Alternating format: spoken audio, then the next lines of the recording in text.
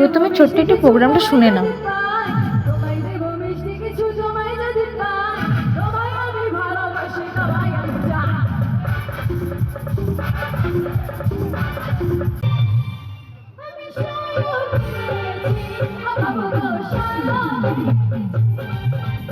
কি প্রোগ্রামটা কেমন লাগলো, ভালো লাগলো? তো আমারও দারুণ লেগেছে, আমি তো হেভি মজা করছি। তো তোমরা ফার্স্ট পার্টে দেখে নিয়েছো যে কী কী স্টল বসেছে, কী কী আমি স্টলে খেয়েছি। তো স্টলে অনেক কিছু খাওয়ার পরে হালকা ফুলকা পেট আমার ভর্তি হয়ে গেছিলো। তো আমি কিছুক্ষণ রেস্ট নেওয়ার পর মেন কোর্সে চলে এসেছিলাম। মেন কোর্সে আইটেমগুলো দেখে নিয়েছো, কতগুলো আইটেম, মানে তোমার পেট ভরে যাবে কিন্তু আইটেম শেষ হবে না।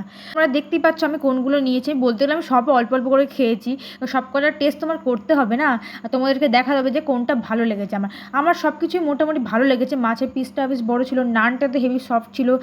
তারপরে কাশ্মীরি আলুর দম, ওখানে পোলাও ছিল, পোলাওটা বেশ ভালো ছিল, মিষ্টি মিষ্টি ছিল। আর কিন্তু সবথেকে বেস্ট আমার লেগেছে ফ্রাইড রাইস আর চিলি চিকেন। জাস্ট এক কথায় চুমু।